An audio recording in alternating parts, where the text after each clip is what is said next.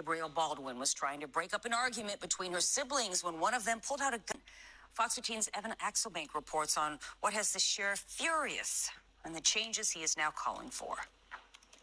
Photos Abrielle Baldwin posted to social media show her filled with joy. She's just a woman going about life, doing her thing with her two kids, trying to make a living, trying to make it. On Christmas Eve, while at her grandmother's home on 22nd Avenue in Largo, she'd had enough of her brothers bickering. DeMarcus and Darcus began pulling guns on one another.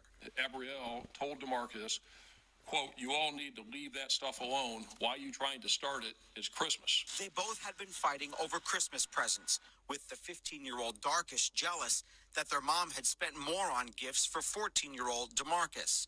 After Abrielle stepped in, DeMarcus pulled a gun and fired, killing her, and sending her son and his nephew, an 11-month-old, falling to the ground.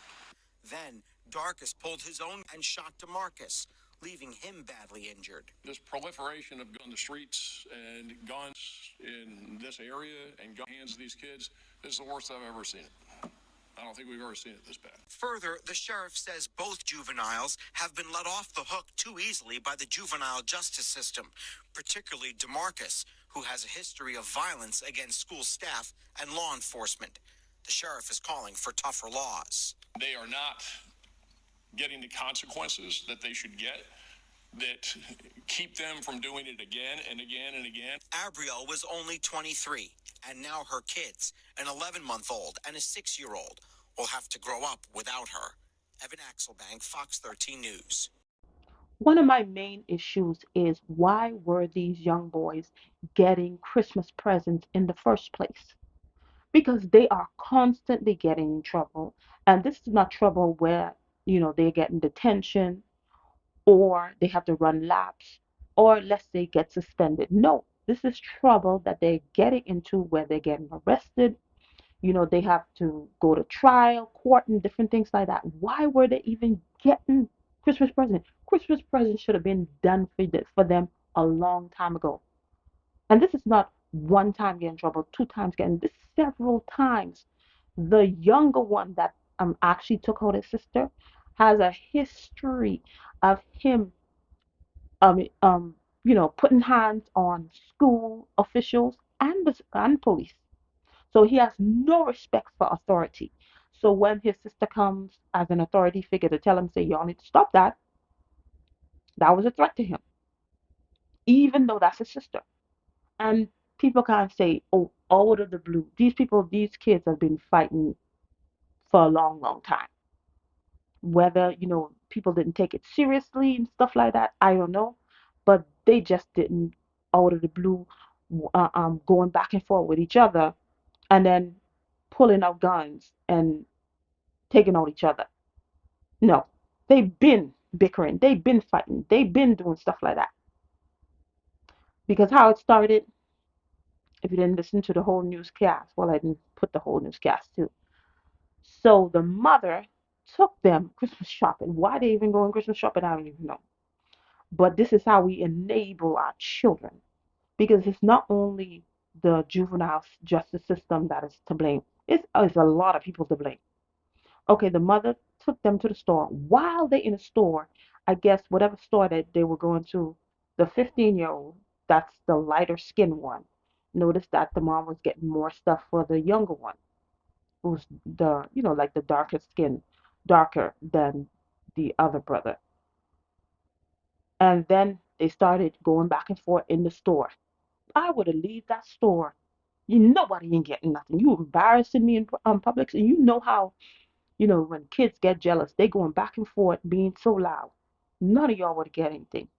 This argument continued probably in the car, because even when they was at the grandma house, when they arrived at the grandma house, they were still going back and forth with each other. Still going back and forth with each other. So I guess the sister that's in the middle right there, Abrielle, she's like, y'all need to stop this. This is Christmas, which is bad. People have to tell you that it's Christmas. Christmas shouldn't be the reason why you should be cordial to your siblings. Christmas shouldn't even be a reason why you should be cordial, period, to anybody. You should be cordial at all times. So I never understand why people say, oh, it's Christmas. No, you need to be nice all the time. So Christmas shouldn't be the reason. So she, got up because I guess it annoyed her. And then the 14-year-old Damarcus, before he even pulled out the gun and took her out, he was cursing her out and saying all kind of stuff. And then I don't know if she's going back and forth with him. I don't know what happened. It doesn't even matter. But he ended up um he hit her in the chest, and then that bullet, I think it went traveled through and it busted her lungs. So she basically suffocated in her own blood. So that's this. I mean, this is disgusting. And I guess maybe after he did what he did, he maybe dropped the gun or whatever. And then the other brother, who was Darkest, who he was already going back and forth with his brother. So now he has a very good reason to get rid of his brother, but the brother was probably unarmed, so he probably dropped the gun, and then Darkest hit DeMarcus in the stomach. But he nothing. Well, he didn't lose his life because they were able to, after surgeries, were able to save him. But this is ridiculous. This is ridiculous. But this is something that's been brewing up. So you could say like the Christmas presents, the mom buying all the Christmas presents for the other brother was just probably the last straw. But they been didn't like each other, obviously. And then Demarcus did this, the 14-year-old, because the 14-year-old, 15-year-old did that to his sister while she was holding her baby, his nephew. You can see how there's no love, family love. There's nothing like that. They don't have anything. They don't have no familial affection between each other at all. Period. Because at least you would say, oh, even though she talking crap to me, but she hold my nephew. That's my nephew. Nope. He could have hit the nephew. He didn't care. This is ridiculous. What happened here is ridiculous. Is disgusting. What's going on?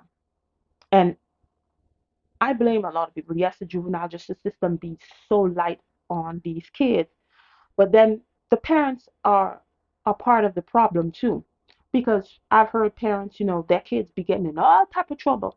And that's when they want to call all kind of pastors, oh, my prayer warriors, pray for me and stuff like that. Oh, Chris is going to court and stuff like that, so everything to turn out in his favor and stuff like that. And when your child gets the slap on the wrist, you're happy. You say, oh, girl, God showed up. God showed up for me. God showed up for us.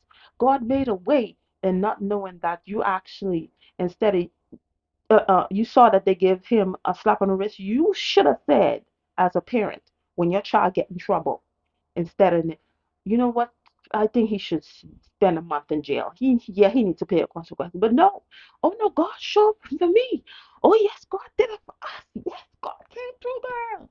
Not knowing your child getting set up because the fact that he did this or whatever he did, and then he got a slap on the wrist, you think unless you know that happened and then your child does a 180 and he changes behavior, that's different. But most of the time these kids do not do that.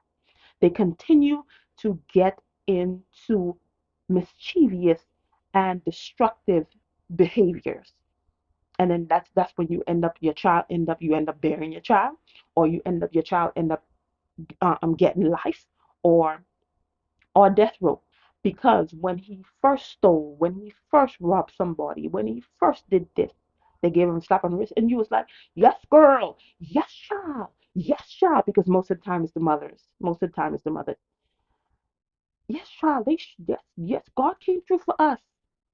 And then for years, God came through for you. And then for years later, for your child get caught up, so he could go to jail for life, or he got taken out.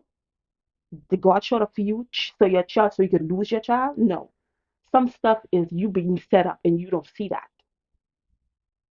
Just like in this case, now this mother has lost 3 kids because with attempted murder, maybe he's gonna, okay, even if they suppose they give him 25 for life, he does 20 years, 20, but his life will never be the same The one that's, who actually took out his sister, he probably might be in life, in there for life. So you lost three kids. And I wouldn't even have said anything because you know what? She already lost three kids and stuff like that. But the fact is, this young girl left two small kids. Who's going to take care of them? Is either which would be their great grandmother and the grandma. So her mother is most likely going to take care of these boys. So if there's not a 180 that's done in parenting and raising children, this could repeat again because there's a 6 year old. We don't know what the 6 year old witnessed when he was around these boys. We don't know if he's already been affected by their delinquency, their delinquent behavior. It may have affected the 6 year old already. So if there's not a 180 that's done, God forbid, these two boys, young boys that are young now, could end up repeating the same behavior, even worse than these boys right here. Man, so this don't make no sense. So this young lady lost her life all because she stepped in and said, you know what, y'all need to stop this. But she came as an authority figure. Obviously, the boy don't respect no authority figure because he fight with school officials, he fight with police, according to the news media. So he don't respect authority, don't respect authority at all. So they was going back and forth. The uncle, when the two brothers were going back and forth, the uncle came and separated them. Came and separated them, and then it still didn't even do anything. And what's so sad, everybody knew these boys used to carry stuff. According to many people that we interviewed out there, all kinds of people, family members, young, old, everybody across the board, is that both DeMarcus and Darcus carried guns all the time. They routinely carried firearms on them. People knew it. That's what they did. And a lot of it, they claim, is because of recent ongoings in the Ridgecrest Baskins area where they were accosted. And we've had a number of incidents I'll talk about in a second over there in the last couple of months.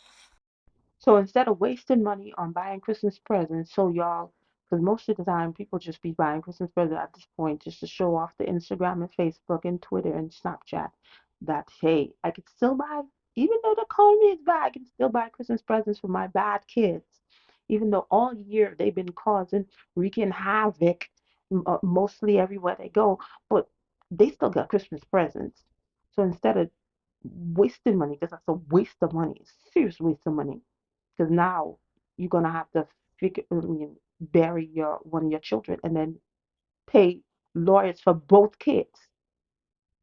So instead of doing that, they always have on YouTube how they be promoting better help and stuff like that. Get some help for these boys. Get some strong men to mentor these young men. Nope, that's not what nobody saw was important. Everybody knew that they was carrying around weapons on them. The family members, everybody knew that. That's like normal behavior for a 14-year-old and 15-year-old to be packing. That was just normal. You see the where we have came into in society, and for this young girl to lose her life. Now she leaves behind two kids. We don't even know how they're gonna get raised. We don't even know if there's gonna be a 2.0, 3.0. This is sad. This is very, very sad. And it's so unfortunate because even if the juvenile justice system is giving your child a slap on the wrist, you as a parent should say no. When you do something wrong, there should be consequences. Okay, if y'all not gonna give them, I'm gonna find a way to give you some type of consequence so you could know what you did was wrong. Because when a child does something that's wrong and then they don't get the consequences they're supposed to get, that you reinforcing that, hey, what you did is nothing wrong. You can keep on doing that. Just keep on doing. Just keep on doing what you're doing, okay? Just keep on doing that. That's what you're telling the child. And what they're gonna do, they are going to keep on doing it because that's what they're gonna do. This is unfortunate. Unfortunate this young lady had to lose her life and these kids are without a mother. I'm reminded of when one of my girls was getting suspended at school. She was in middle school. And she got suspended the first time. Then she got suspended the second time. The second time, I was like, it's not going to be the third time because I think it's like I didn't know exactly the amount, but it was a number of suspensions. Then they're going to expel you. That's like the devil is a lie. You're not going to be no middle school dropouts. But ain't like, because whooping wasn't going to do nothing. Say, oh, you whooped her. No, whooping wasn't going to do nothing because there's a point, there's certain behaviors a child is displaying. Whooping is not going to do nothing. Whooping is nothing, not going to do nothing for them. So what I did, I went to God because God is your manufacturer. He knows he made you. He knows how to fix you. He knows when you're broken down, what you need to, what tune up you need. He knows everything about you. God gave me a plan. He gave me the strategy because I had to pray before I pick up, and that was the last time she ever got suspended. When you see her little face, her little innocent face, when I tell people this is what she used to do, people never believe me. It's like, no way. I was like, yes, she did. That's what she used to do. That's what she used to do. But God told me exactly, gave me a plan that never happened again. So I don't know how people raise kids without God. Not only, yes, two-parent home is straight, you need God too. Number one, you need God to help you to raise these children in this world. It's so unfortunate what happened to this young girl. So sad. And it's sad that these young men have to learn this very hard lesson for the rest of their life. But that's the choice that they made. That's the choice that they made. Anyway, that's all I had to say. Thank you for watching. I'll see you in another video. Bye.